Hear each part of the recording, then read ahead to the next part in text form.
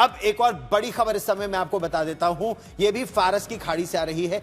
फारस की खाड़ी में इस समय दरअसल 30 ऐसे प्रमुख बंदरगाह है जहां महायुद्ध का साया इस समय मंडरा रहा है। अमेरिका और ईरान के बीच बढ़ते तनाव में फारस की खाड़ी में लगभग 20 से 30 प्रमुख बंदरगाहों के संचालन पर संकट खड़ा हो गया है। हॉर्मुज के प्रवेश द्वार पर स्थित ईरान का सबसे रणनीतिक और सबसे बड़ा बंदरगाह है बंदर अब्बास। बंदर अब्बास यानी शाहिद रजाई पोर्ट इस वक्त सबसे अधिक निशाने पर बंदर अब्बास ही है। इसके अलावा खर्ग आइलैंड जो प्रमुख तेल और तेल का टर्मिनल है, फिर उसके थोड़ा और आगे जाइए तो बुशहर एक महत्वपूर्ण पोर्ट है ईरान का। दुनिया का जो सबसे व्यस्त बंदरगाह है जबेल एली, ये दुबई का है।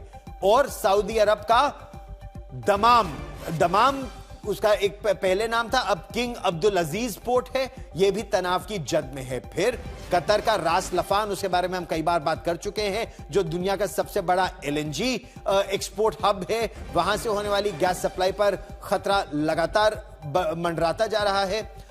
इससे आपको पता चलता है कि ईरान ने साफ कर दिया है कि अगर बंदर अब्बास पर खतरा हुआ तो फिर सऊदी अरेबिया के पोर्ट भी सुरक्षित नहीं रहेंगे। अगर खर्ग को खतरा हुआ तो चाहे कतर हो, चाहे ओमान हो, चाहे संयुक्त अरब अमीरात हो, कोई भी बंदरगाह सुरक्षित नहीं रहेगा। इस पूरे क्षेत्र में सबसे ज्यादा बंदरगाह यूएई के पास है, वो मतलब 6 से 8। यूएई संयुक्त अरब अमीरात बेहद महत्वपूर्ण, ईरान उसके पास भी 6 से 8 है। सऊदी अरब के जो बड़े बंदरगाह हैं इस तरफ वो 3 से 5 है, लेकिन रेड सी में भी सऊदी अरब का वहां से भी उनका तेल निकल सकता है, बाहर निकलने का रास्ता वहां से भी उनके पास है। अगर होर्मुज का रास्ता पूरी तरह से बंद होता है तो इराक का कस्र जैसे आप है, या कुवैत उसका शुएबा पोर्ट जो है शुएबा, वो वहां से होने वाला व्यापार पूरी तरह से ठप हो जाएगा और इन देशों को बहुत ज्यादा नुकसान होगा। फिर यूएई की जैसे हम बात कर रहे थे, वहां का जबल एली, या फिर अगर ईरान की बात करें तो बंदर अब्बास,